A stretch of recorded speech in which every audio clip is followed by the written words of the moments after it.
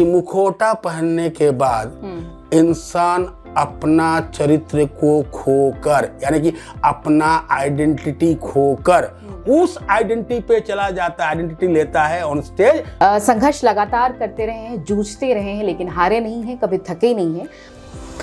नमस्कार, आज एक खास कार्यक्रम है और जैसा कि आप जानते हैं, हम इस खास कार्यक्रम की श्रृंखला में लगातार देश दुनिया से, अलग अलग प्रांतों से, देश के अनेक कोनों से खास लोगों से आपको मिलवा रहे हैं और वो खास शख्सियतों से मिलवा रहे हैं जिन्होंने पद्मश्री, हाल में जिनको पद्मश्री मिला है और भारत सरकार ने इनको सर्वोच्च पद्मश्री अवार्ड से सम्मानित किया है।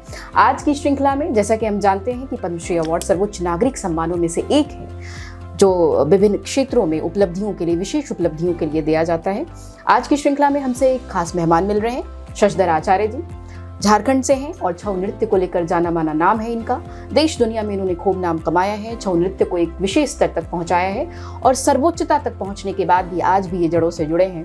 तो इस श्रृंखला में, इस कड़ी में हम उनसे बहुत सारी बातचीत करेंगे, बहुत से सवालों का जवाब लेने की कोशिश करेंगे और ये भी जानेंगे कि कैसे इन्होंने जीवन के विभिन्न आयाम से गुजरते हुए छऊ नृत्य को उस आयाम तक पहुंचाया है। शशधर जी, स्वागत है आपका इस कार्यक्रम में। पहले तो बहुत बहुत आभार, बहुत बहुत आपको विशेष सम्मान कि भारत सरकार ने इतने बड़े सम्मान से आपको सम्मानित किया है और आपकी जीवन भर की उपलब्धियों को सराहा है। चूँकि आप दिल्ली में रहते हैं और लगातार देश और विदेश में भ्रमण करते रहे हैं और झारखंड से भी जुड़े हैं, सरायकला से जुड़े हैं और वहाँ भी आपका नृत्य का केंद्र चल रहा है, दिल्ली में भी चल रहा है। किस तरह से नृत्य आपके जीवन का हिस्सा बना, थोड़ा इस पर बताइए। देखिए, क्योंकि मैं इस नृत्य की 5वीं जनरेशन का हूँ, तो बचपन से मैं इस नृत्य को घर से देखता हुआ आया और देखने के बाद चूँकि मेरे पिताजी खुद सिखाते थे और खुद मैं देखता था कि बच्चों को सिखा रहे हैं और तब मेरे को भी 7-8 साल की उम्र होगी। उसी वक्त मुझे ऐसा लगा कि मुझे भी इसको सीखना चाहिए। तो मैंने अपनी माँ से पूछा, माँ को कहा, क्योंकि मेरे पिताजी से बहुत डरता था, तो मम्मी से बोला कि मम्मी और मैं सीखना चाहता हूँ। तो मेरे पिताजी कहे बिल्कुल, दूसरे बच्चे कर रहे हैं वो भी आके यहाँ करें जी। तो मैंने करना शुरू किया, करते करते धीरे धीरे बीता गया और फिर मेरे पिताजी, मुझे ऐसा लगता है कि मेरे पिताजी को शायद ये एहसास हो गया होगा कि इसको ज़्यादा इंटरेस्ट है, तो उन्होंने मुझे अपने तक रेस्ट्रिक्ट नहीं रखा। उन्होंने अपनी पूरी मतलब ये दिमाग को खोल के ये कहा कि बेटा, मेरे अलावा मेरे समक्ष में 4 और लोग हैं, 4 और गुरु हैं, तुम उनके पास जाओ। जो मेरे पास है वो उनके पास नहीं है, जो उनके पास है वो मेरे पास नहीं है, उसे आप लेने की कोशिश करो। और मैंने 5 गुरुओं से सीखा और 5 गुरुओं से देखा कि सच में मेरे पिताजी ने जो बात कहा था कि जो जो अलग अलग चीज़ें मुझे मिलनी थी वो मुझे दूसरे गुरुओं से मिला। और उस गुरु की श्रृंखला में मेरे पिताजी, जो उनका नाम था गुरु लिंगराज आचार्य, ठीक है। फिर मैं दूसरे गुरुजी के पास गया, उनका नाम है नटशेखर बनबेहरी पटनायक। वो राजा के समय के डांसर थे और वो एक पीढ़ी दर पीढ़ी के डांसर थे, ठीक है ना। उनके भी था, उनके पिताजी राजेंद्र पटनायक, जिसके लिए आप पुरुलिया छऊ देख रहे हैं, उन्हीं का देन है वो, है ना। तो राजेंद्र पटनायक के बेटे थे वो। उसके बाद तीसरा गुरुजी मेरे हैं गुरु केदारनाथ साहू और फिर चौथा गुरुजी जो मेरा बने वो है राजा का खुद का छोटा बेटा सुधेंद्र नारायण सिंह देव, ठीक है। और 5वां गुरु जो 5th गुरु है वो गुरु विक्रम कुंभकार, ठीक है।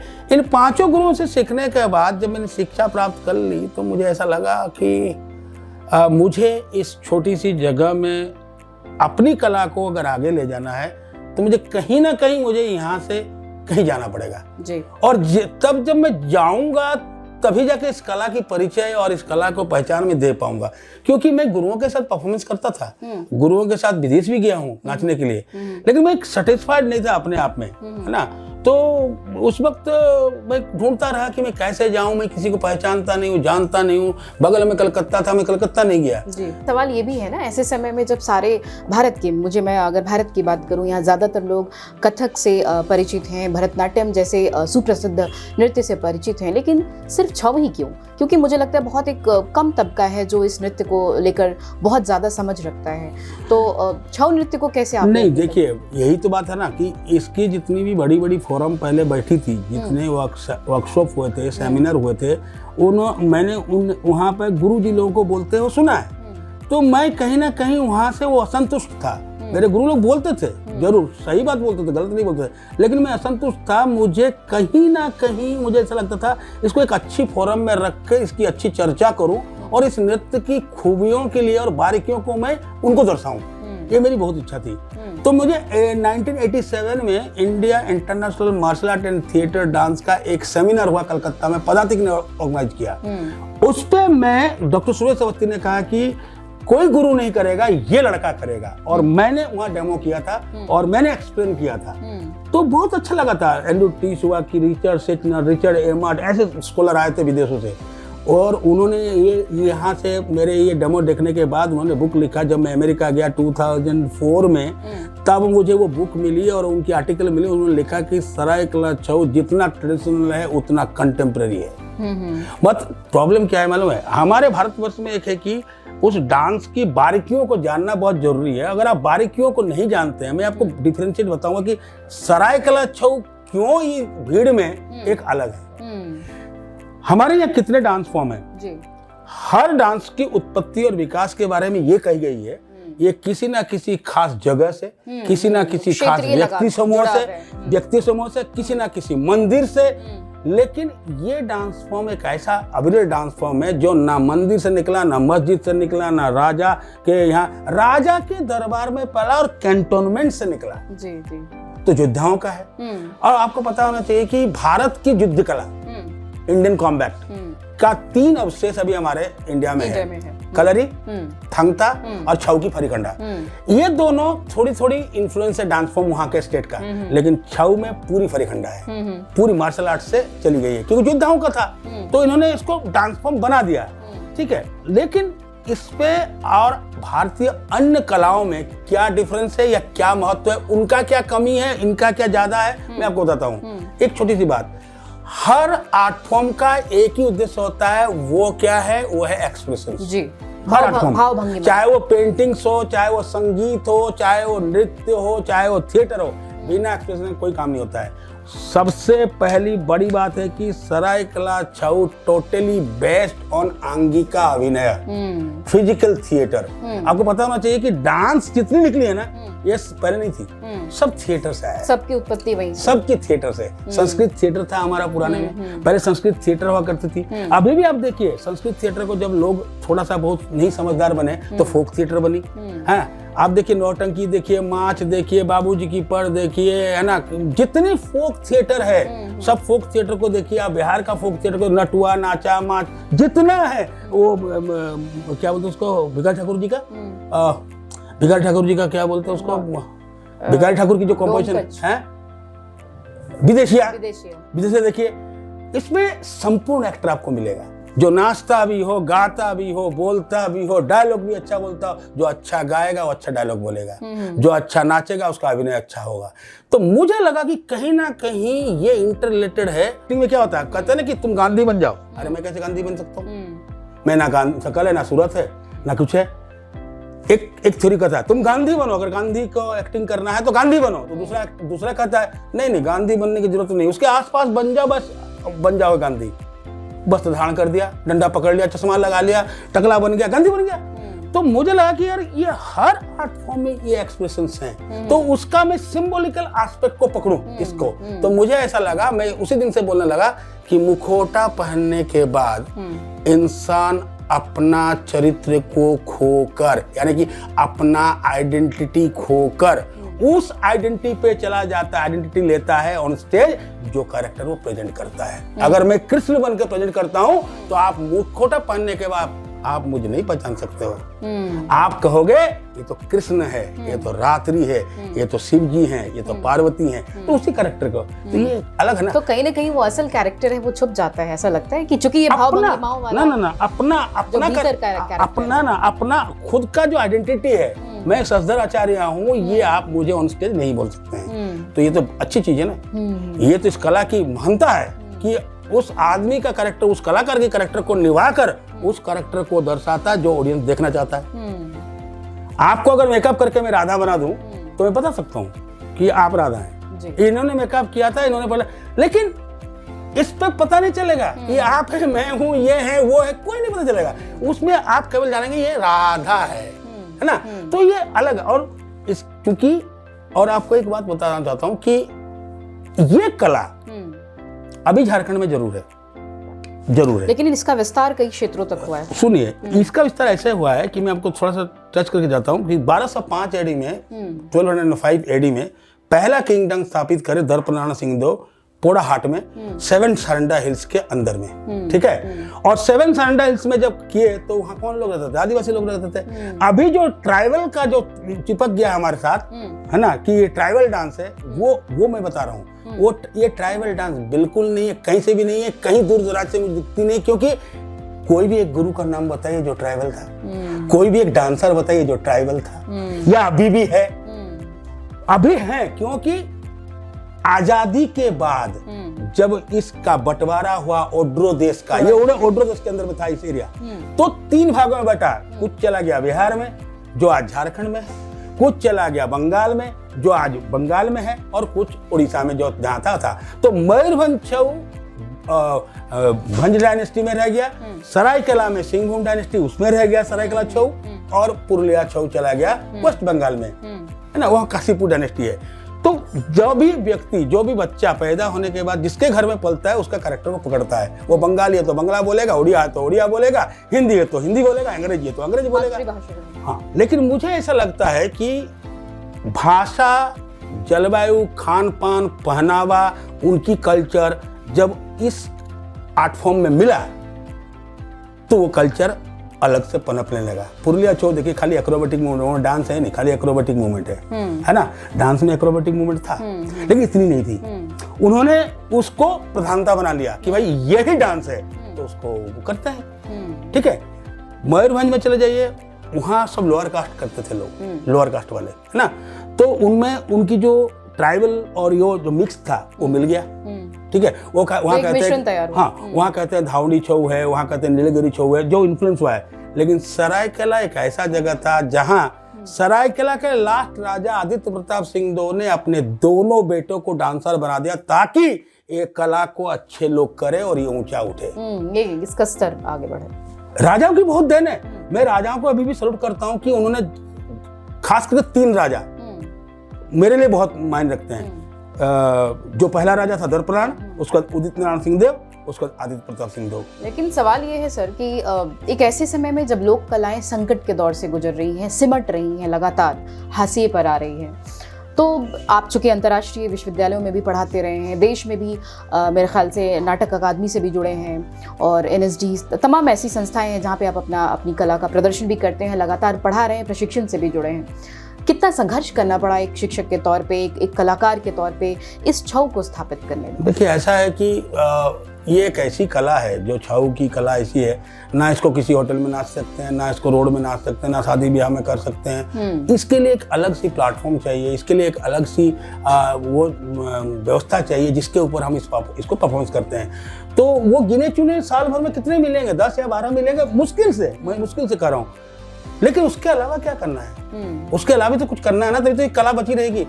उसी की पॉसिबिलिटी ढूंढने के लिए मैं बाहर आया, और आज मैं पॉसिबिलिटी उसका ढूंढा, और आज मैं आने वाला जनरेशन को भी यही बोलता हूँ कि भैया, एक ही कला, जिस कला को हम कर रहे हैं, उस कला को बचाने के लिए हमें अन्य संस्थाएं करनी पड़ेगी, नहीं तो खाओगे क्या? जी हाँ, तो हम बातचीत कर रहे हैं एक ऊर्जावान और बेहद खुशमिजाज कलाकार से जो छऊ नृत्य से जुड़े हैं और छऊ नृत्य पे लगातार अपनी बातें कह रहे हैं, बता रहे हैं, दुनिया तक पहुंचा रहे हैं, और अपने आसपास भी एक सकारात्मक माहौल दे रहे हैं अपनी ऊर्जा के जरिए।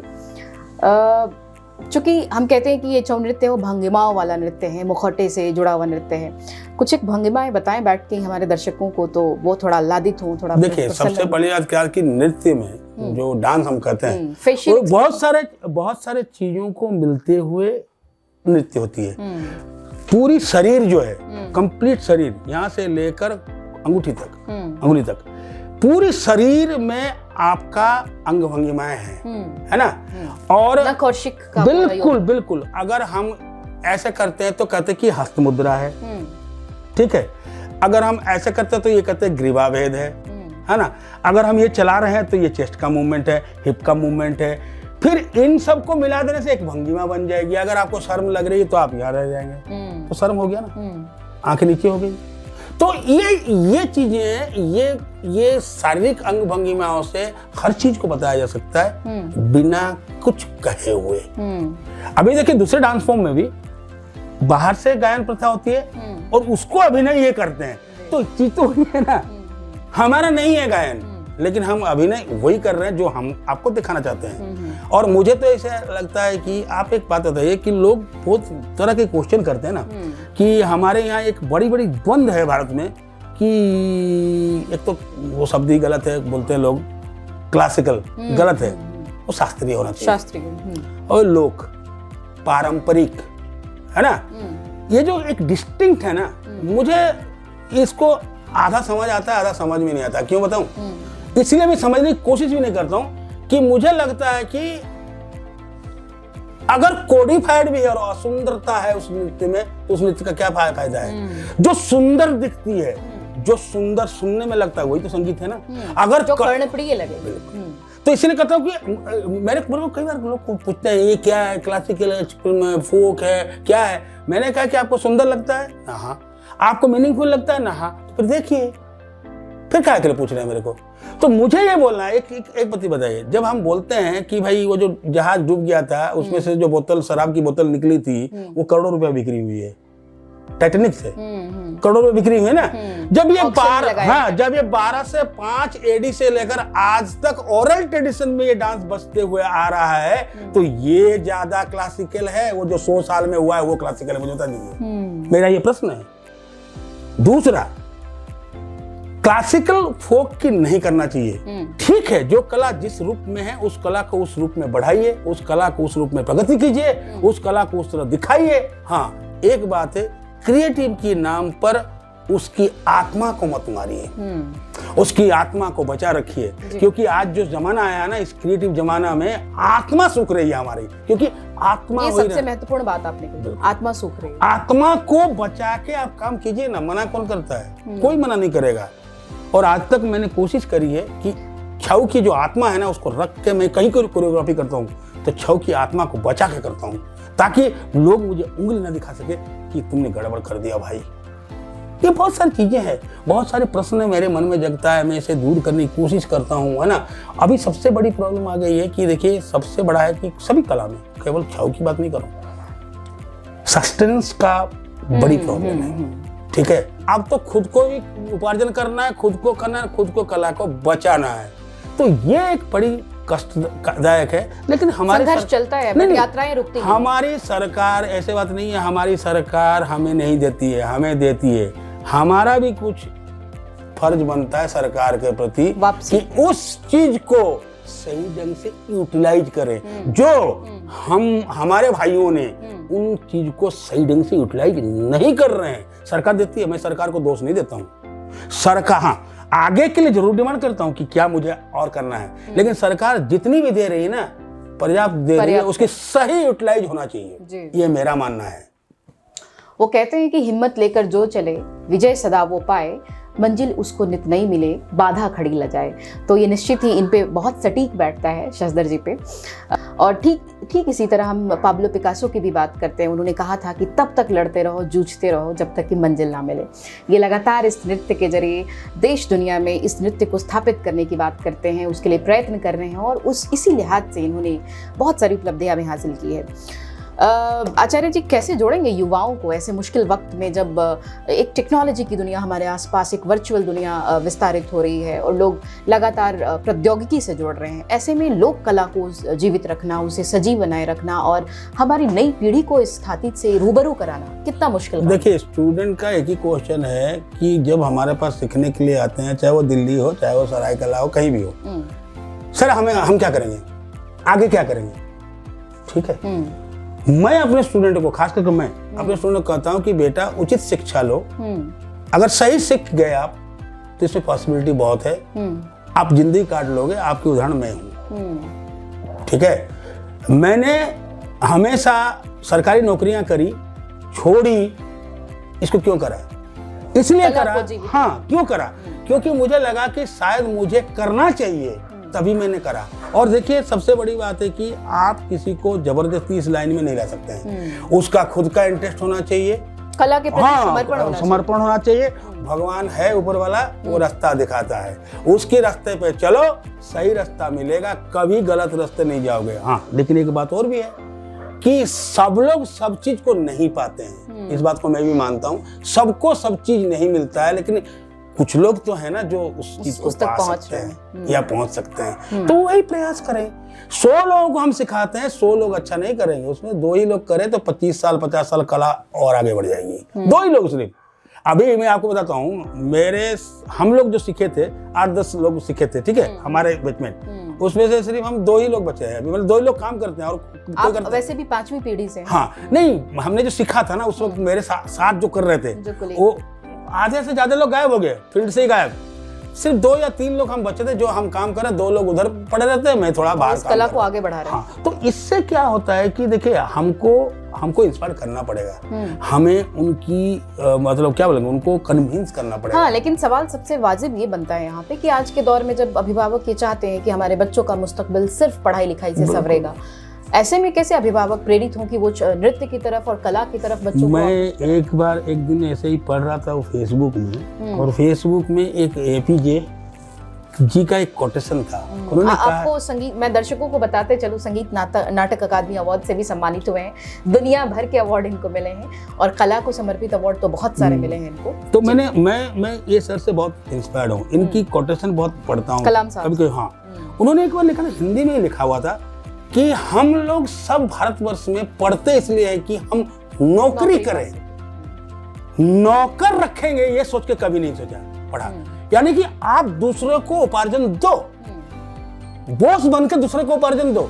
तो मुझे ऐसा लगता है कि ये मैं अपने ऊपर इसको लागू करता हूँ कि मैं आज जब देखता हूँ कि मेरे अंडर में इतने लड़के नाच रहे हैं, इनको मैं पैसे दे रहा हूँ, तो मुझे बहुत खुश नजर आता है कि ये जो शायद उनका कोटेशन मेरे ऊपर फिट बैठा, मुझे ऐसा लगता है, क्योंकि मुझे नौकरी करने का भी पसंद नहीं आया। मुझे पता है, वहाँ गवर्नमेंट सेंटर छोड़ा, यहाँ आया एनएसडी में मेरे को बोला गया, मैंने वहाँ मना कर दिया। फिर एनएसडी में जब नहीं बोले तो मैं चंडीगढ़, उन्होंने बुलाया, वहाँ मना कर दिया। मैं मना क्यों किया, और बार बार मना किया नौकरी के लिए कि मैं नौकरी नहीं करूँगा। मेरे पिताजी ने खुद बोला कि बेटा पेंशनेबल जॉब है, तुम छोड़ के जा रहे हो। मैंने 2 साल नौकरी करी है सरायकला में डायरेक्टर के रूप में।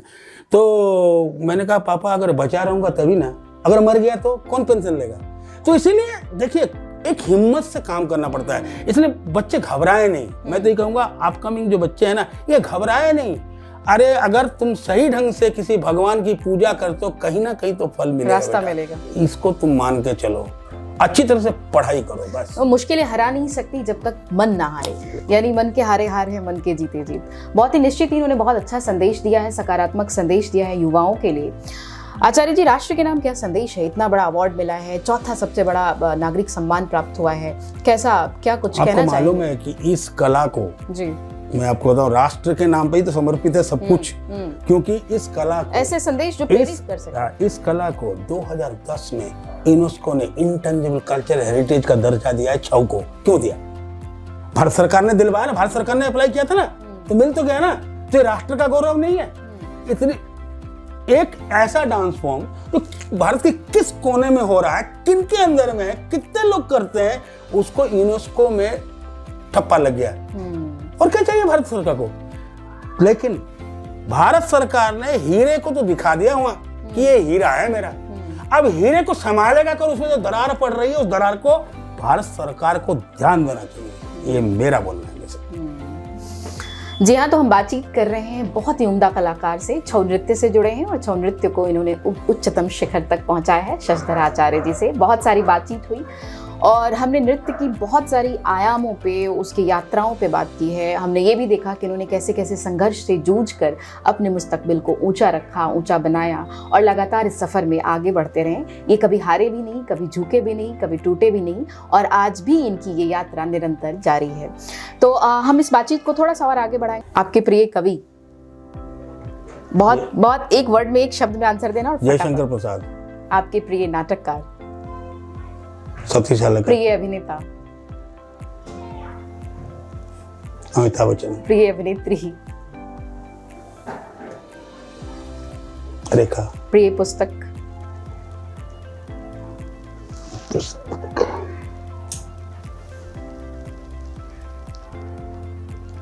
तो रविंद्रनाथ की जो संकलन है ना, रविंद्रनाथ टैगोर की, वो मुझे बहुत अच्छा लगता है। प्रिय चरित्र? कैरेक्टर ऑफ इंडिया, कोई भी inspiring character? APJ Abdul Kalam. प्रिय पशु? गाय। प्रिय पुष्प? मोगरा। अविस्मरणीय पल? जब लोगों ने मुझे कहा था कि सरायकला से जब मैं बाहर निकल गया था तो लोगों ने मुझे कहा था कि 2 भाई गए हैं दिल्ली, होटल में बर्तन मांज रहे हैं। वो दिन मुझे बहुत, वो अभी तक मैं भूल नहीं पाता हूँ। और आज का उसको याद करने के लिए भी मुझे बहुत खराब लगता है। अच्छा ही सही बोल सकते हैं, और जो बुराई की पल होती है ना, वो सबसे ज्यादा चुभता है, और वो जिंदगी से कभी भी ब्रेन से नहीं हटता है। किसी ने भी एक को शब्द बोल दिया होगा ना और वो आपको लग गया ना, तो आप मरते दम तक नहीं भूल पाएंगे। ये बात भी है। भविष्य की योजनाएं?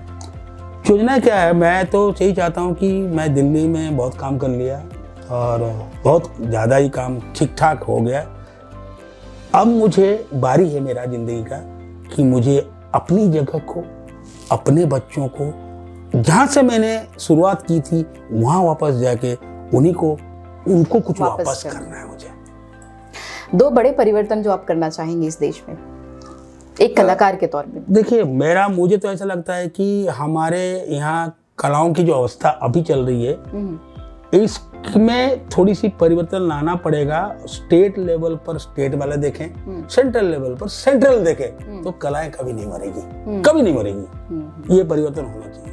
और दूसरा है कि कलाकारों को इंस्पायर करने के लिए, कलाकारों को इधर प्रति आकर्षित करने के लिए कुछ नई तकनीक अपने आप में दिमाग में डेवलप करना पड़ेगा, जिससे उनको एक्चुअली देखिए कन्विंस अगर हम कर सकते हैं ना तो सब आएंगे। और वो कन्विंस कर, आपके ऊपर है कि आप किस तरह से उस बच्चे को कन्विंस करते हैं कि भाई इस लाइन में तू आ। अगर उसको इच्छा नहीं है तो आप जबरदस्ती कन्विंस करने से भी वो नहीं आएगा। हाँ, किसी को इंजीनियरिंग पढ़ने की इच्छा ही नहीं है, माँ बाप बोलते जा रहे इंजीनियरिंग पढ़ रहे पैसा दे देंगे, लेकिन इंजीनियर नहीं बनेगा वो। उसका घर जितना घर बनाएगा सब धस जाएगा। इसलिए जिसमें इंटरेस्ट है उसमें आप कन्विंस कीजिए। और 100 में 10 लोग शायद ऐसे आते होंगे, मेरे ख्याल से, मुझे लग रहा है। जी हाँ, तो हमारा रैपिड फायर क्वेश्चन राउंड समाप्त होता है और इन्होंने बहुत बेबाकी से सभी सवालों के जवाब दिए हैं और बहुत माकूल जवाब दिए हैं। अब चूंकि हम कार्यक्रम की समाप्ति की ओर हैं, एक आध प्रश्न और लेंगे और फिर हम हल्के फुल्के अंदाज में इस कार्यक्रम को समाप्त कर रहे हैं। जैसा कि आप जानते हैं कि हम बातचीत कर रहे हैं छऊ नृत्य के सरताज, बेताज बादशाह शशधर आचार्य जी से, और लगातार ये हमारे प्रश्नों को सटीकता के साथ जवाब दे रहे हैं, माकूलियत के साथ जवाब दे रहे हैं और बता रहे हैं कि कैसे इन्होंने संघर्षों को अपने जीवन का हिस्सा बनाया। तो आचार्य जी, सवाल ये भी है सबसे महत्वपूर्ण कि जो आज की नौजवान युवा पीढ़ी है वो हारे नहीं, थके नहीं, आपके जैसे जज्बातों को लेकर आगे बढ़े, कैसे होगा ये सब? सबसे बड़ी प्रॉब्लम, क्योंकि आज की युवाओं में वो चिंतन की जो विधा है, चिंतन की बात नहीं है। फिजिकली हमको स्ट्रांग करना पड़ेगा। और देखिए, हमने जितना खेला है हमारे बच्चों ने नहीं खेला है। वो तो इसी 4 दीवारी में बंद रह जाते हैं बेचारे। कहाँ जाएंगे? पार्क है मुश्किल से, वहाँ ट्रक बना, वहाँ भी उबड़ खाबड़ जमीन है, उस तरह से नहीं बन रहे। हम लोग तो जमीन पे लेटते थे, पता नहीं क्या क्या मिट्टी में पले बड़े हैं। तो ये बहुत जरूरी है, वो मजबूती जरूरी है। तभी जाके फिजिकली जब वो ठीक रहेंगे, मेंटली जब ठीक रहेंगे तो वो निर्णय ले पाएंगे। नहीं तो निर्णय नहीं ले पाते हैं, बेचारों को हमेशा डाउट रहता है। ये बहुत झंझट है इस पर। लेकिन ऐसे छात्र जो आर्थिक तंगी झेल रहे हैं और इस क्षेत्र कला को अपने जीवन में समाहित करना चाह रहे हैं, कला को आयाम बनाना चाह रहे हैं, वो कैसे आए? नहीं, देखिए, ऐसे तो कलाकारों के लिए बहुत सारी चीजें हैं जिसे वो अवेल करें। सब मिलता है, सरकार की तरफ सब देते हैं। हाँ, यही है कि आपको थोड़ा सा अच्छा काम करना पड़ेगा। रिकमेंडेशन की जरूरत नहीं पड़ेगी। अगर आप अच्छा काम करेंगे तो रिकमेंडेशन की जरूरत नहीं पड़ेगी। अगर आप एक बार स्टेट लेवल पे अच्छा काम कर लिए तो सोचिए कि आप सेंट्रल लेवल पे पहुंच गए, तो वो काम अब स्टेट लेवल पर करना पड़ेगा। अभी देखिए, जितना भी हमारे सरकार की स्कीमें हैं, स्कॉलरशिप है, फेलोशिप है, सब कुछ मिलता है। लेकिन क्या होता है कि आप जानते हैं भारत सरकार है और जानते हैं क्या कि यहाँ थोड़ा चलता है, लेकिन आप अगर अच्छा काम करते हैं तो मिलता है। जैसे मुझे कोई रोक नहीं पाया, मैं सब चीज लेके बैठा हूँ। स्कॉलरशिप लिया, मतलब फेलोशिप लिया, फेलोशिप 2 बार लिया, जूनियर वाला, सीनियर वाला 1 बार लिया। अभी मैंने टैगोर फेलोशिप के लिए अप्लाई किया हूँ, क्योंकि मैं काम करना चाहता हूँ और मैं काम करके दूंगा।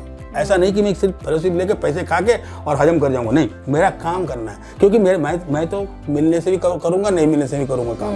लेकिन वो अगर सरकार में फैसिलिटीज है तो उसको लेकर हम क्यों नहीं काम करें? है, आर्टिस्टों को पता नहीं है, इसको थोड़ा जानकारी देना जरूरी है। आपने इतनी मुश्किलों को झेला है, ऐसी कौन सी चीज थी जिसने आपको इतना मजबूत किया भीतर से? ऐसा कौन सा प्रेरणादायी चरित्र था, किरदार था, जिसने आपको इतना लगातार प्रेरित किया और डटे रहने के लिए वो हौसला दिया? देखिए, मैंने बचपन से जब सीखा ना, तो मैंने देखा कि मैं सच्चाई बता रहा हूँ, मेरे पिताजी के साथ पूरी सरायकेला का जेलसी था, कंप्लीट। तो मुझे लगा कि इनके गाल पे अगर तमाचा मुझे मारनी है तो मुझे इस कला को अच्छी तरह से कर साबित करना पड़ेगा कि मैं भी कलाकार सही हूँ। कला को आपने परिष्कृत किया। और हम मेरे जितने गुरुओं ने मुझे सिखाया, मैंने 5 गुरुओं का नाम कहा था, आप याद गए, 5 गुरुओं ने सिखाया, लेकिन ऐसे ऐसे समय पर मुझे छोड़ा, मुझे वो बहुत लगा। तो मुझे लगा कि नहीं, मुझे तो करनी है, इसको छोड़ूंगा नहीं। जब तक मेरा पैर है, जब तक मेरे शरीर में ताकत है, मैं इस कला को तो छोड़ूंगा नहीं। और मैंने कला को अपने बच्चे की तरह शरीर में पाला हुआ है। जैसे माँ बाप होते हैं ना, अपने बच्चे को यहाँ सटा कर रखते हैं, और जब तक आप बच्चे को सटा कर रखेंगे, जब तक आपका वाइब्रेशन लग रहा है, वो बच्चा एकदम शांत होगा। जैसे टीच करे रोना शुरू कर देगा। इसलिए शरीर से अगर दूर कला को कर दिए तो आप गए। इसलिए कला को एक छोटा बच्चे की तरह पाल के अपने साथ में रखना पड़ता है। और इसके आड़े हाथे पूरी परिवार है। आपको मैं तो, हम लोग संयुक्त परिवार में है, चारों इकट्ठे हैं, पूरी घर। हम कोई बहुत बड़ा करोड़पति नहीं है। हाँ, घर, पिताजी का इतना जमीन था कि घर बना दिया हमने, है ना, उसी में करा। उसमें हम 4 भाई रहते हैं, और चारों भाइयों को मैंने सिखाया, दूसरे भाइयों को अपना ट्रेंड किया, ताकि मुझे दूसरे के ऊपर आधारित होना ना पड़े, अपनी अगली पीढ़ी को भी दे। और हम चारों बजाते हैं, चारों गाते हैं, चारों नाचते हैं। आप वादन से भी जुड़े ना? अब बेटा भी सीख रहा है, बेटा भी अच्छा कर रहा है। मेरे साथ मेरे साथ कर रहा है। अभी तो ये कोरोना, हाँ, बहुत बार किया मेरे साथ, तो अच्छा चल रहा है। तो मुझे लगता है शशधर जी से हमारे युवाओं को सीखने की बेहद ज़रूरत है। वो कहते हैं ना कि संघर्ष आपको डराता ज़रूर है 2 पल के लिए, लेकिन वो भीतर से मांझता है, आपको चमकाता है। और इस दौर में, इस संघर्ष की जो दौर चलता है, वो आपको भीतर से इतना उन्मुक्त बना देता है, इतना चमका देता है कि आप सितारे की तरह चमक उठते हैं। जैसा कि हमारे सामने साक्षात एक उदाहरण है शशधर जी, जिन्होंने संघर्षों को पिया, और पीते पीते वो इतना चमक उठे कि आज उसकी पूरी रोशनी दुनिया तक पहुँच रही है, पूरे देश तक पहुँच रही है। युवा जरूर इससे कुछ सीखेंगे, और निसंदेह आने वाले समय में छऊ नृत्य और भी ज़्यादा बड़े स्तर तक पहुंचेगा। और चूंकि लोक कलाएं लोक संस्कृति का हिस्सा होती हैं, और इन्हें जीवित रखने का श्रेय ऐसे लोगों को जाता है जो अपने संघर्षों से, अपने कर्तव्यों से, अपनी उपलब्धियों से लगातार उसको आगे बढ़ा रहे हैं। एक क्लोजिंग कमेंट लेंगे इससे पहले कि कार्यक्रम समाप्त हो, कुछ कहिए। कला को आगे बढ़ाने के लिए जी, कला को आप जितना समझे हैं उससे आगे भी समझने की जरूरत है। और आगे समझने से क्या होता है कि खाना दुनिया में सभी बनाते हैं, खाना बनाने के बाद जब परोसा जाता है खाना ना, तब उसका स्वाद बढ़ता है। इसलिए अपनी कला को आप तैयार तो करना जानते हैं, इसको परोसना जाना चाहिए कि किस तरह से हम पेश करेंगे। वो मैंने किया, क्योंकि हम ओपन एयर थिएटर में कभी डांस किया करते थे, आज प्रोसिनियम थिएटर में हम करते हैं, जहाँ लाइटें हैं, स्टेज डिजाइन है, वन साइड देखना पड़ता है। हम तो 4 साइड नाचते थे, वो डिजाइन को बदला, म्यूजिक को सुरीला बनाया, सहना यूटिलाइज किया, फ्लूट यूटिलाइज किया, क्योंकि मिल गया है, उसको सुरीला बनाया, देखने योग्य बनाया, तभी तो लोग देख रहे हैं ना परफॉर्मेंस को। तभी मैंने इतने बड़े बड़े जितने भी भारत में फेस्टिवल है, चाहे वो खजुराहो में 4 बार किया हूँ, कोणार्क में 2 बार, जितनी बड़ी बड़ी फेस्टिवल है, हम्पी, ऐसा कोई फेस्टिवल नहीं है जिस फेस्टिवल में मैंने नाचा और जहां इस कला की वाहवाही नहीं हुई। मैं ये नहीं कहता हूं कि मैंने क्या किया, मैंने परिवर्तन किया। ये जरूर कहूंगा कि मैंने परिवर्तन किया, और जो लोगों को अच्छा लगा, मैं चाहता हूं कि मेरे जो स्टूडेंट हैं वो और आगे चले मेरे से, और मैं जो सोच रहा था उससे भी आगे सोचना चाहिए उनको। बिल्कुल, 2 कदम आगे। कला को जीना है तो कला को पहनना पड़ता है, कला को ओढ़ना पड़ता है, कला को समझना पड़ता है, और 2 कदम आगे चलना पड़ता है, जैसा कि आचार्य जी ने कहा। और निश्चित ही अगर आपके भीतर एक कलाकार है तो आपको उस कला को आत्मसात करना पड़ेगा, हारना नहीं पड़ेगा, लगातार उसको मांझना पड़ेगा। तो आज की इस खास श्रृंखला में, इस खास बातचीत में हमसे बातचीत कर रहे थे शशधर आचार्य जी, जिनको भारत सरकार ने अभी हाल में ही पद्मश्री से नवाजा है, अलंकृत किया है। और ये पूरे देश के लिए गौरव की बात है कि ऐसे कलाकारों को, खासकर लोक कलाकारों को सरकार लगातार सम्मान दे रही है, ताकि उन्हें आगे का मार्ग उनके लिए प्रशस्त हो सके। फिर अगले किसी कार्यक्रम में हम किसी और खास कलाकार से, किसी खास हस्ती से मिलेंगे जिनको हाल में ही पद्मश्री मिला है, और जैसा कि मैं आपके दर्शकों को आपको बताते चलूँ कि हम पुस्तक पे भी काम कर रहे हैं, एक सांस्कृतिक थाती के रूप में हम अगली विरासत को इसको सौंपना चाह रहे हैं। जैसा कि इन्होंने भी कहा था कि अब वो वक्त आ गया है कि समाज को कुछ लौटाने का समय है, तो निश्चित ही ये वक्त वो है कि हम समाज को कुछ लौटाएं जिस समाज ने हमें कुछ दिया है। अब वो वापसी का वक्त है। तो अगली कड़ी में हम मिलेंगे किसी ऐसे ही खास कलाकार से, एक ऐसे ही किसी शख्सियत से जिन्होंने देश के लिए, दुनिया के लिए प्रेरणास्पद कार्य किया है। तो नमस्कार, बहुत बहुत आभार, आपने समय दिया और देश दुनिया को छऊ नृत्य के बारे में अवगत कराया। धन्यवाद। Thank you.